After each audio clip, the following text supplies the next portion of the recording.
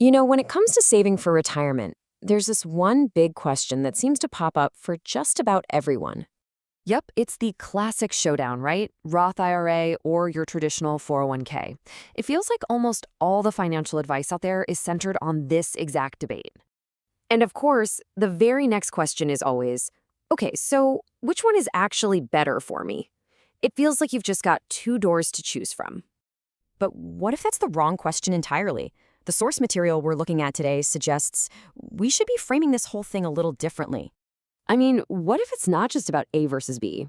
What if there's another option out there? A door number three that maybe handles the downsides of both?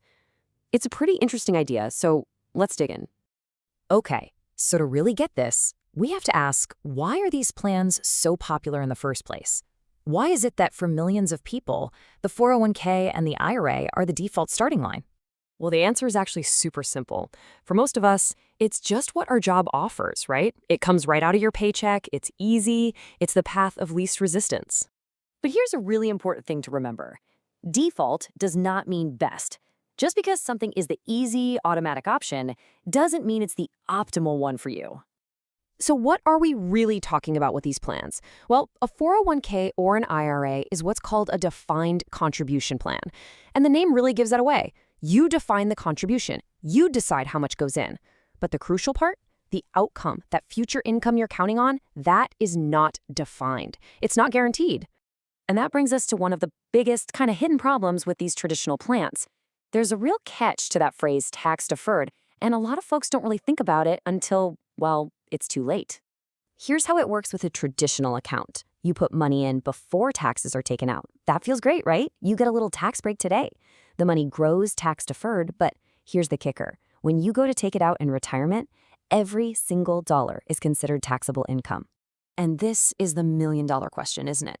The whole argument for a traditional 401k is based on one big assumption, that you'll be in a lower tax bracket when you retire. But let's be real, with national debt where it is that really a safe bet? What if tax rates are higher in the future? So you see, the key takeaway here is that tax deferred is not the same as tax free, not even close. You're really just kicking the tax can down the road, and you might be kicking it into a future where that tax bill is a whole lot bigger. Now, this whole tax uncertainty problem, that's exactly what the Roth was designed to fix. The idea is simple, but it's really powerful. What if you just paid the taxes now and got it over with? With a Roth, the whole thing is flipped on its head. You contribute with after-tax money, so you pay the tax today. But the reward? All of your qualified withdrawals down the road are 100% tax-free. There's a great analogy for this. Think of it like a farmer. With a Roth, you pay tax on the small seed. That's your contribution. And in return, you get to keep the entire harvest, all that growth over the years, completely tax-free. It completely takes that future tax rate risk off the table.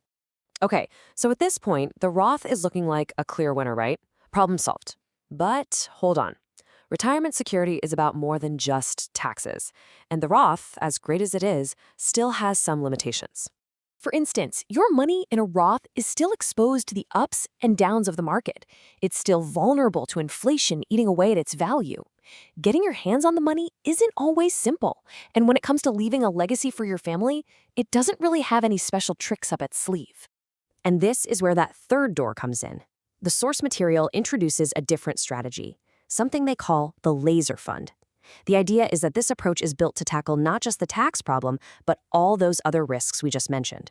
So what exactly is this thing? Well, the laser fund is basically a nickname for a strategy that uses a special type of life insurance called Indexed Universal Life, or IUL. Now, stay with me here. It's funded with after-tax dollars, just like a Roth. But here's the difference. Instead of being in the market, its growth is linked to a market index, say the S&P 500. So you get to participate in the market's gains, usually up to a certain point, but, and this is a big but, you're protected from losses when the market goes down. The goal is to build up this cash value inside the policy that can potentially grow and then be accessed completely tax-free.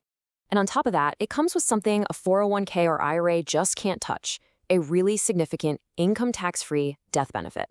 So, for example, a policy that's built up $1 million in cash value for you to use could also pay out, say, $2.5 million to your family when you pass away. It leverages your money to create a legacy in a way that other accounts just aren't built for. All right, let's pull all this together.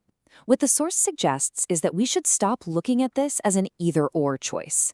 Instead, we should think about it in a good, better, best kind of framework. So here's how that framework looks. Putting money into a traditional 401k or IRA, that's good. It's a fantastic start. Switching to a Roth, that's often better because you solve that future tax problem. But the argument here is that the best option might be a strategy that gives you the tax-free benefits, plus protection from market losses, plus those powerful legacy benefits all rolled into one. And this really gets to the core of it, you know? The biggest issue isn't always which account you picked, but the fact that most of us are never even shown the full menu of what's possible. You simply can't choose what you've never been shown. So, we'll leave you with this. Forget the default answers for a second. When you really look at your goals for retirement, what strategy actually maximizes your growth, your protection, and your flexibility? Which one helps you leave the legacy you want to leave? That's the real question we all need to answer.